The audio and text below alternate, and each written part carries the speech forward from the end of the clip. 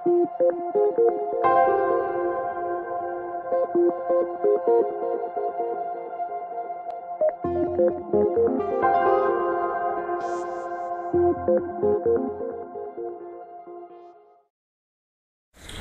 na večerašnji program promocije knjiga. Dopustite da poseban pozdrav uputimo profesoru Damiru Borasu, rektoru Sveučilišta u Zagrebu.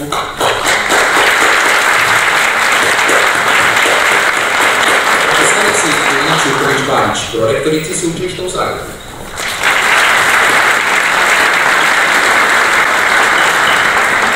Profesoru Hrvoju Brkiću, dekanu Stomatološkog fakulteta Sveučilišta u Zagrebu.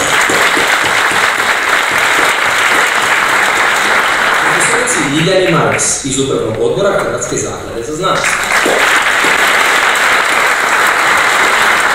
Profesorici Maji Bratanić sa Instituta za hrvatski jezik i jezikoslovlje.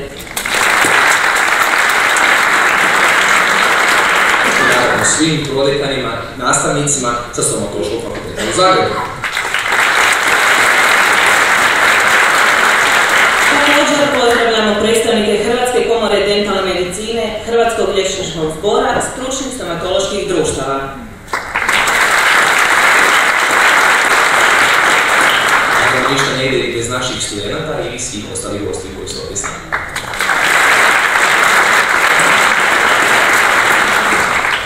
Kroz večerašnji program vodit će vas moj kolega Luka Banša, koji je student Stomatološkog fakulteta to 5. godine. Naravno, kolegica Nina Lutić, sad godine.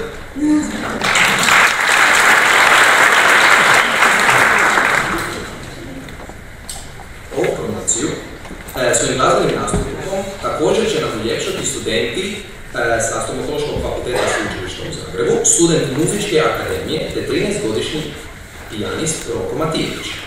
Za organizaciju našeg glazbenog i zabavnog dijela promociju zaslužni su Mija Maltar i Ivan Šeparović.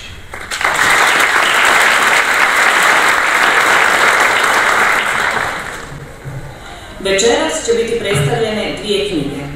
Anatomski pojmovnik s hrvatsko-englesko-latinskim rječnikom i fiziološki pojmovnik s hrvatsko-engleskim rječnikom, nastale u sklopu projekta Hrana fina, hrvatsko anatomsko i fiziološko nazivlje na kojima su osim stručnjaka s područja anatomije i fiziologije radili i stručnjaci sa Instituta za hrvatski jezik i jezikoslovlje. Molim profesoricu Maju Bratanić, nacionalnu koordinatoricu za izgradnju hrvatskog strukovnog nazivlja s Instituta za hrvatski jezik i jezikoslovlje, da nam se obrati.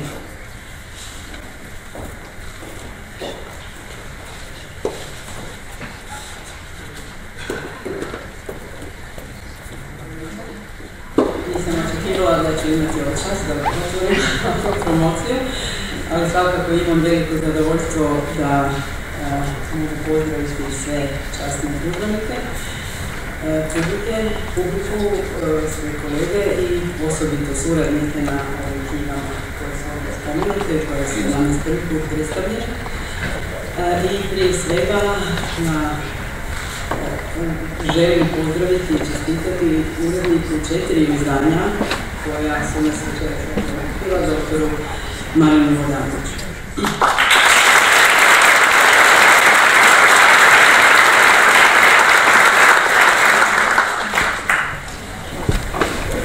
Te su čestitke zaista zaslužene, ja mogu reći kratko i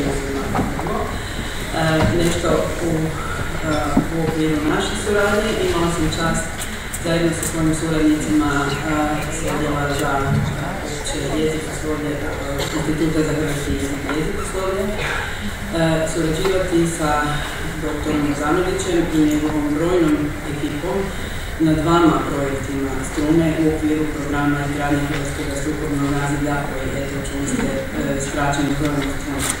To su, kao što smo ovdje već vidjeli, bili nazivlje stomatološko i hrvatsko anatomsko i fiziološko.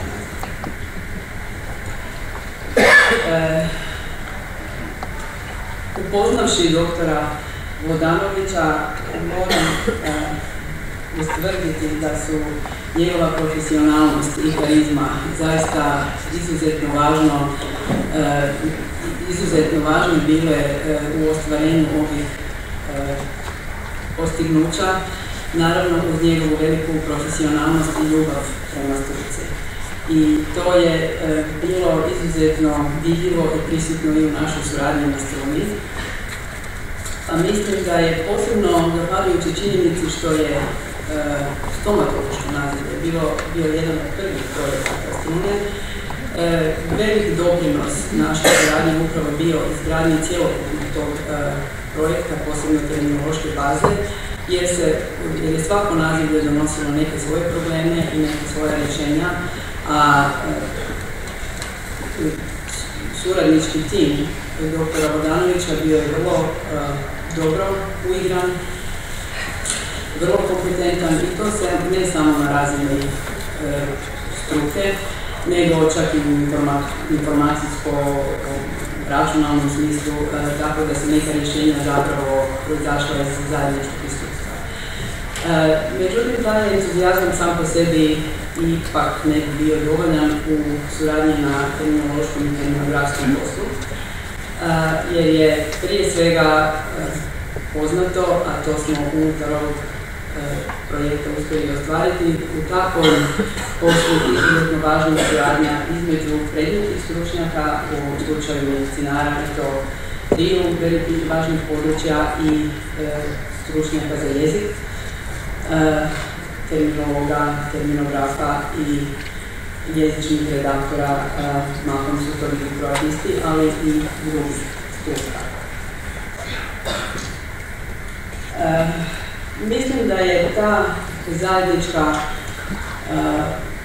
ta suradnja i ti zajednički napori koji smo uložili u ove projekte bilo na neki način uzajamno oplođujuće, da tako kažem, nadahnjujuća, inspirativna, jer su to vrlo komplicirana područja i rekla bih da je zapravo upravo ovim radom uspostavljen novi standard upotrebe hrvatskog nazivlja u ovim područjima, ili bolje rečeno uspostavljena hrvatska terminološka norma u područjima u kojima je tradicionalno dominiralo internacionalno nazivlje, još uvijek dominira, posebno u ovoj dnevnoj liječničkoj praksi.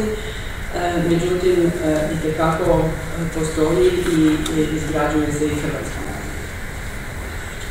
Tako da mi je zaista vrlo drago što danas imamo prigodu vidjeti da su ti projekti koji postoje na internetu već više godina uporičeni u oblik knjige koji je oblik, ja mislim, usprkos danas sve dominantnijem i možda mlađim generacijama bližem elektroničkom obliku, ipak vjerujem vrlo bitan za etabliranje nazivlja koje je u ovom projektu obrađeno i za njegovo učvršćivanje te hrvatske norme, pa zaista svim suradnicima i osobito voditelju i uredniku ponovno čestitam i zahvaljujem na to složnosti.